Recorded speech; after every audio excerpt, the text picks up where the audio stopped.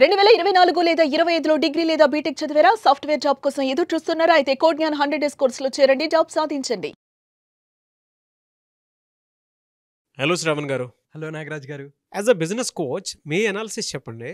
ప్రస్తుతం జియో రేట్లు పెంచడం, దాంతోపాటు చాలామంది ట్రోలింగ్కి ఒక్కొక్క విషయాన్ని కన్వే చేస్తూ ఉన్నారు. సో రతన్ టాటా గారు ఎప్పుడైతే బిఎస్ఎన్ఎల్ పట్టుకోవడం జరిగిందో, సో అక్కడి నుంచి ఫ్యూచర్ ఏ విధంగా ఉంటుందనేటువంటి దాని మీద అంటే అందరికీ క్వశ్చన్ మార్క్ ఉన్నా కూడా ఒక ఎనర్జీ లాంటిది విషయాన్ని పాస్ చేస్తూ ఉన్నారు. అవును, ప్రతి బిజినెస్ ఓనర్ నేర్చుకోవాల్సినటువంటి అతిపెద్ద విషయం ఏదైనా ఉంది అని అంటే ఈ టైంలోనే కొన్ని విషయాలు తెలుసుకోవాలి. అంటే రేటు పెంచే విషయంలో వెనక ముందు జాగ్రత్తలు ఏ విధంగా పాటించాలి అనుకునేటువంటి దానికి కూడా కొన్ని అవగాహన తెలుసుకోవాల్సినటువంటి విషయము ఉంది. అట్ ద సేమ్ టైం బిజినెస్ని దగ్గర నుంచి చూసేటప్పటికి యాక్చువల్గా జియో అని అంటే ఒక సెన్సేషన్. అవును, రతన్ టాటా గారు కూడా అంతకంటే ఎక్కువ సెన్సేషను, చాప కింద నీరులా ప్రతి మనసుల్లోనూ ఉండేటువంటి మనిషి. దాంతోపాటు ఇప్పుడు బిఎస్ఎన్ఎల్ టేక్ ఓవర్ చేయటం అనేది ఏ విధంగా ఉండే అవకాశం ఉంటుంది? ఎంటైర్ స్టోరీ ఏంటి వీటిలో? సో ఫస్ట్ థింగ్ నాగరాజ్ గారు, పుండు మీద కారం చల్లటం అంటే ఏంటో తెలుసా? అసలుకే వీళ్ళు ఏంట్రా బాబు ఇంత డబ్బులు ఖర్చు పెడుతున్నారు. ప్రీ వెడ్డింగ్కి 1200 కోట్లు ఫస్ట్ ప్రీ వెడ్డింగ్కి, సెకండ్ ప్రీ వెడ్డింగ్ $900 మిలియన్, అంటే 7500 కోట్లు. యాక్చువల్గా వెడ్డింగ్కి 5000 కోట్లు. జనాలంతా అవి చూస్తూ అరే ఇప్పుడు అవసరమా, పేదవాళ్ళకి ఇవ్వచ్చు కదా అని చాలా చాలా డైరెక్షన్స్లో మాట్లాడుతుండగా కరెక్ట్గా జూలై 3న రేట్లు పెంచటం అనేది బిగ్గెస్ట్ బ్లండర్. ఎందుకంటే ఆల్రెడీ కొంత నెగిటివిటీ ఉంది. అదే పేదవాళ్ళకి ఏదైనా చేయొచ్చు కదా ఇంత అని చెప్పేసి అందరూ సలహాలు ఇవ్వడం మొదలు పెడతారు కదా. అవును అవును. అలాంటి టైంలో 50 నుంచి 100, 150 రూపాయలు ప్లాన్లు బట్టి అంటే 12 నుంచి 25% రేట్లు పెంచడం అనేది బిగ్గెస్ట్ బ్యాక్ ఫైర్. ఓకే, ఖచ్చితంగా దాంట్లో డౌట్ లేదు. డిసిషన్ మేకింగ్ ఇది మనం డీటెయిల్గా మాట్లాడుకునే ముందు అసలు ఒక బిజినెస్ ఓనరు ఎప్పుడు ఎట్లాంటి నిర్ణయం తీసుకోవాలి, ఏ టైంలో నిర్ణయం తీసుకోవాలి అనేది బిగ్గెస్ట్ అడ్వాంటేజ్. అది కనుక కరెక్ట్గా పట్టారా బిజినెస్ ఎక్కడికి వెళ్ళిపోతుంది, అది కనుక పట్టలేదా కిందకి పడిపోతుంది. దానికి ఎగ్జాంపుల్ ఏంటంటే ఇప్పుడు ధీరూభాయ్ అంబానీ గారు ఎప్పుడైతే ఆస్తి పంపకాలు జరిగాయో, అంటే ధీరూభాయ్ అంబానీ గారు చనిపోయిన తర్వాత ఒక లాయర్ చేత ఆస్తి పంపకాలు జరిగాయి. దాంట్లో రిఫైనరీ మొత్తం అంబానీ గారికి వెళ్ళింది, ముఖేష్ అంబానీ గారికి వెళ్ళింది. టెలికాం సెక్టర్ మొత్తం అనిల్ అంబానీ గారికి వెళ్ళింది. అయితే రూల్ ఏంటంటే ఈయన 10 సంవత్సరాల వరకు టెలికాం ఇండస్ట్రీలోకి రాకూడదు ముఖేష్ అంబానీ గారు. That's the rule. ఈ టైంలో ఏం చేశారు, అసలు ప్రపంచవ్యాప్తంగా 2008లో 5th richest person is Mukesh Ambani, 6th richest person is Anil Ambani. $42 billion అండి 2008లో అనిల్ అంబానీ ఆస్తి. కానీ ఇప్పుడు $1 బిలియన్ కూడా లేడు. దానికి కారణం ఏంటంటే రెగ్యులర్ ఇంటర్వెల్స్ ఆఫ్ టైంలో తప్పు నిర్ణయాలు తీసుకోవడం అనేది బిగ్గెస్ట్ బ్లండర్. ఇప్పుడు ఆయన తీసుకున్న కొన్ని ముఖ్యమైన చెడు నిర్ణయాల్లో ఏదైతే అనిల్ అంబానీ గారిని $42 బిలియన్ నుంచి $1 బిలియన్ కూడా లేకుండా చేశాయో, ముఖేష్ అంబానీ గారు ఇదొక 1 స్టెప్. ఓకే, తమ్ముడు బాటలో అన్నయ్య ఒక తప్పు చేశారు. అయితే ముఖేష్ అంబానీ గారికి బిగ్గెస్ట్ అడ్వాంటేజ్ ఏంటంటే రిలయన్స్ పెట్రోలియం ఉండటం వల్ల ఎటువంటి నష్టాలు వచ్చినా సరే they can move on. That is biggest. But telecom industry గురించి మనం మాట్లాడుకుంటే దిస్ ఈజ్ బిగ్గెస్ట్ బ్లండర్. రేట్లు పెంచుకోవచ్చండి, తప్పులేదు. ఎందుకు, ఆపరేషన్స్లో కానీ కాస్ట్ కానీ శాలరీస్ కానీ ఇవన్నీ పెరిగాయి. ఇన్ఫ్లేషన్ రిలేటెడ్గా మనం మాట్లాడుకుంటే రేట్లు అనేవి పెంచుకోవచ్చు. That's not a problem.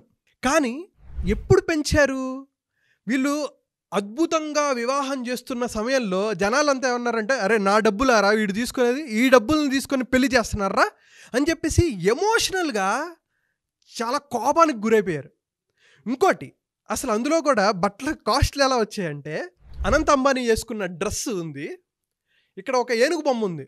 ఆ ఏనుగు బొమ్మ బంగారం అండ్ వజ్రాలతో కలిపి చేశారు, అది ఒక్కటి 14 కోట్లు. తర్వాత డ్రెస్ ఏదైతే ఉందో 200 కోట్లు. మొత్తం ఆ రోజు డ్రెస్ విలువ 214 కోట్లు. అలాగే రాధికా అంబానీ ఆమె వేసుకున్న డ్రెస్సు 400 క్రోర్స్. 4 డ్రెస్సులు కలిపి 1600 కోట్లు. ఇవన్నీ చూసి పిచ్చెక్కిపోతున్నారు జనాలు. అరే అంటే వాళ్ళది తప్పులేదు, అరే ఇది పేదవాళ్ళకి ఇవ్వచ్చు కదా, దేశం అభివృద్ధి చెందుతుంది కదా అనే ఉద్దేశంలో చెప్తున్నారు. నా ఆస్తి నేను చేసుకుంటా మీకేంట్రా అనేది ఆయన ఉద్దేశంలో వెళ్తున్నారు. ఈ సమయంలో ప్రజల సైకాలజీని అర్థం చేసుకోవాలి. వాళ్ళ ఫీలింగ్స్ ఏంటి, వాళ్ళ ఎమోషన్స్ ఏంటి. ఆ ఎమోషన్స్కి నెగిటివ్గా వెళ్ళారు కాబట్టి ఇంత బ్యాక్ ఫైర్ అయింది. 15 డేస్లో 2.5 lakh మెంబర్స్ బిఎస్ఎన్ఎల్కి పోర్ట్ అయిపోయారు బా 15 daysలో. 2.5 lakhs. అసలు యాక్చువల్గా మార్కెట్ కనుక చూసుకుంటే 35% జియో హ్యాండిల్ చేస్తుంది, 30% ఎయిర్టెల్, 23% విఐ వోడాఫోన్ ఐడియా, 12% మాత్రమే బిఎస్ఎన్ఎల్ చేస్తుంది. అయితే ఎప్పుడైతే జియో రేట్లు పెంచారో నేను పెంచుతా అని విఐ వాళ్ళు పెంచారు, ఎయిర్టెల్ వాళ్ళు పెంచేశారు. ఈ ఎయిర్టెల్ వాళ్ళకి సొంత నిర్ణయాలు తీసుకోవడం రాదు. జియో వాడు ఏం చేశాడు, కాపీ కొట్టి ఎగ్జామ్ రాసేవాళ్ళు వీళ్ళు. సో జియో పెంచేసరికి నేను పెంచేస్తా అని చెప్పేసి పెంచేశారు. ఏమైంది చివరికి, అరే అందరూ పెంచారు కదా నేను బిఎస్ఎన్ఎల్కి మూవ్ అవుతానని చెప్పి కొంతమంది ఎమోషనల్ డిసిషన్స్ తీసుకున్నారు, మూవ్ అయ్యారు. ఇంకా కొంతమంది మూవ్ అవ్వకపోవడానికి గల కారణం ఏంటంటే అంత ఈజీ కాదండి. First of all BSNL Jio కానీ ఎయిర్టెల్తో కంపీట్ చేసే పరిస్థితుల్లో లేదు యాజ్ ఆఫ్ నౌ. ఎందుకంటే ప్రతి ఒక్కరికి ఇప్పుడు కూడు గుడ్డ తిండి ఎలాగైతే ఇంపార్టెన్స్ అయిపోయాయో ఫోను ఇంటర్నెట్ అనేవి కూడా అంత ప్రజల భాగం అయిపోయింది, బ్లడ్లోకి వెళ్ళిపోయింది. ఇంటర్నెట్ లేకుండా ఏది జరగని పరిస్థితి. అయితే వీడియో స్ట్రీమింగ్ ఎక్కువ జరుగుతుంది, దానికి 4G 5G స్పీడ్ అనేది చాలా ఇంపార్టెంట్. అయితే బిఎస్ఎన్ఎల్ ఇక్కడ ల్యాక్ అయింది, అంత పవర్ఫుల్గా లేదు. ఎందుకంటే ప్యూర్గా ఇంటర్నెట్ మీద వర్క్ చేసేవాళ్ళు ఐటీ ఎంప్లాయీస్ కానీ లేకపోతే కొన్ని కంపెనీస్ కానీ వీళ్ళు బిఎస్ఎన్ఎల్ని ఆప్ట్ చేసుకునే పరిస్థితులు లేరు. ఎందుకంటే నాకు డబ్బుల కన్నా ఇంపార్టెంట్ ఏంటంటే స్పీడ్ అండ్ కనెక్టివిటీ ఈ పరిస్థితిలో. కాబట్టి బిఎస్ఎన్ఎల్ ఇక్కడ ఒక ఆపర్చునిటీని గ్రాప్ చేసుకోవాలి. సో ఫస్ట్ థింగ్ ఏంటి, ఎప్పుడు ఎలాంటి నిర్ణయం తీసుకోవాలి, ఎలా నిర్ణయం తీసుకుంటే జనాల సైకాలజీ ప్రజల సైకాలజీ మీద మనం బిహేవ్ ఎలా పడుతుంది అనేది అర్థం చేసుకోవాలి. That is one thing. And second thing, మనకు అవకాశాలు వస్తూ ఉంటాయి. ఇప్పుడు బిఎస్ఎన్ఎల్ గోట బిగ్గెస్ట్ ఆపర్చునిటీ.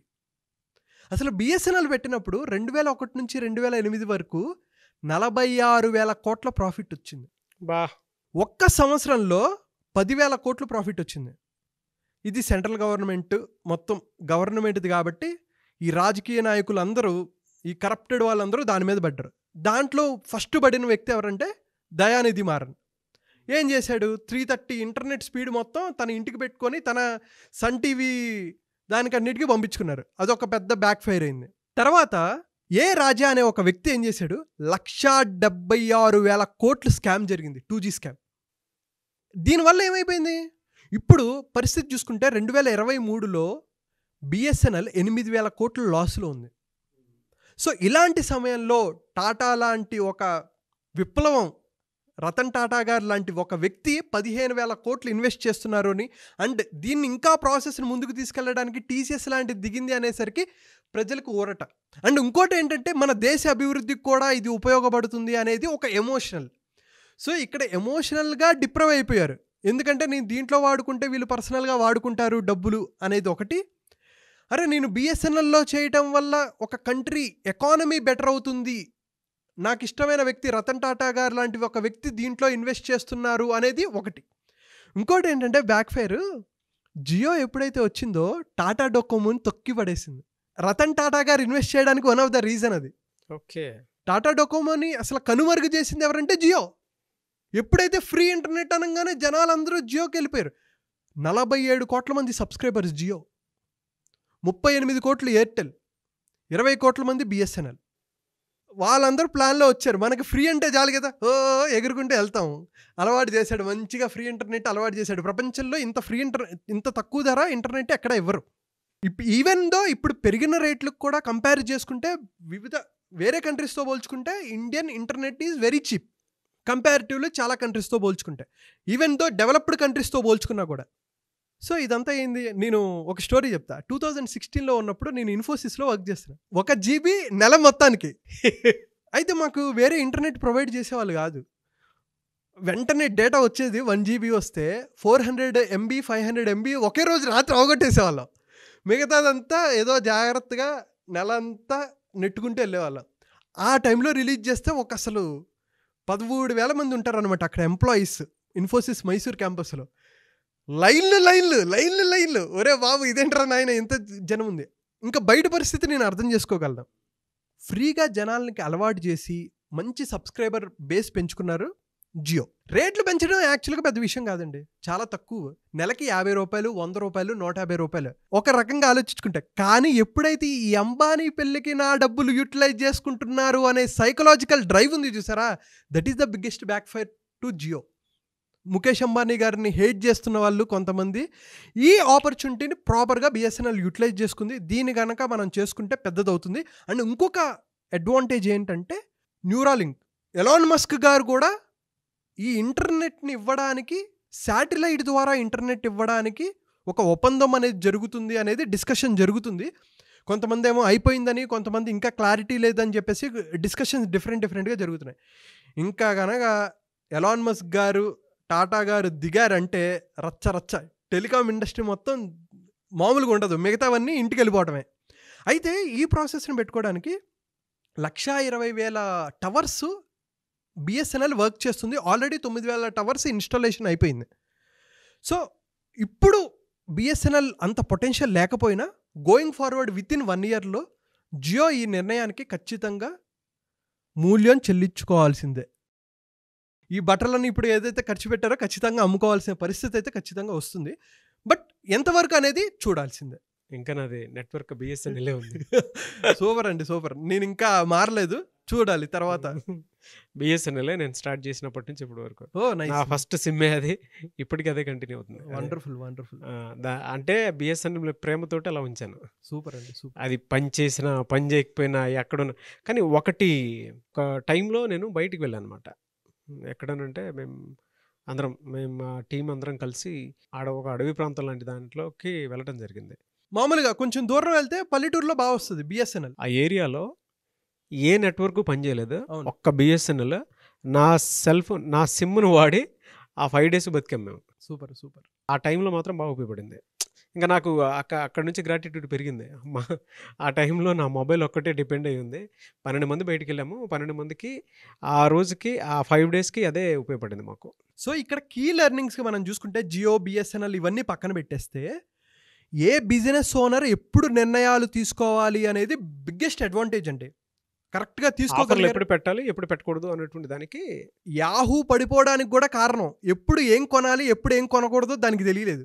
అందుకని యాహూ పడిపోయింది. అలాగే మీ బిజినెస్లో కూడా ఏ నిర్ణయం తీసుకున్నా డిసిషన్ మేకింగ్ అనేది చాలా ఇంపార్టెంట్. నాకు ఇన్ని డిగ్రీలు ఉన్నాయని చెప్పి కొంతమంది వెర్రవీగుతుంటారు. కానీ డిసిషన్ మేకింగ్ ఎప్పుడైతే క్లియర్ లేదో, ప్రజల సైకాలజీ ఎప్పుడైతే అర్థం చేసుకొని వాళ్ళ ఫీలింగ్స్కి తగ్గట్టు మనం ఎప్పటికప్పుడు అప్డేట్ అవుతూ ఉంటామో బిజినెస్ ఓనర్ సక్సెస్ అవుతాడు. అది జియో, బిఎస్ఎన్ఎల్ ఇవన్నీ పక్కన పెట్టేస్తే ఏ బిజినెస్లో అయినా సరే this is the key fundamental. So మీరేం నేర్చుకున్నారు అనేది కామెంట్ చేయండి. ఒక బిజినెస్ ఓనర్ సక్సెస్ అవ్వాలంటే ఎటువంటి మైండ్ సెట్ ఉండాలి, ఎటువంటి డిసిషన్స్ తీసుకోవాలనేది కూడా మీరు కామెంట్ చేయండి. జనరల్గా అంటే బిజినెస్ పాయింట్ ఆఫ్ వ్యూ నుంచి చూసేటప్పుడు మీ బిజినెస్లో గ్రోత్ ఏదైనా కావాలి అనుకుంటే, ప్రమోట్ అయ్యి ముందుకెళ్ళాలి అనుకున్నటువంటి వాళ్ళు ఎవరన్నా సరే, సో శ్రావణ్ వారణాసి గారి అపాయింట్మెంట్ తీసుకొని మీ బిజినెస్ ఏదున్నా సరే నెక్స్ట్ లెవెల్కి తీసుకువెళ్ళాలి అనుకుంటే స్క్రీన్ మీద శ్రావణ్ వారణాసి గారి కాంటాక్ట్ నెంబర్ కనిపిస్తుంది. దానికి మీరు కాల్ ఆర్ మెసేజ్ వాట్సాప్ చేసి వెంటనే అపాయింట్మెంట్ తీసుకోవచ్చు. మనం end to end services provide చేస్తామండి. అటు మార్కెటింగ్, సేల్స్, అకౌంట్స్, మొత్తం పీపుల్ మేనేజ్మెంట్, స్ట్రాటజీస్ అన్నీ చెప్తాము. సో ఖచ్చితంగా it is going to be a biggest advantage for any of the business owner. Thank you so much Shravan. Thank you so much Nagaraj గారు. సుమన్ టీవీలో మీ personal and business promotions కోసం కింది నెంబర్కి contact చేయండి.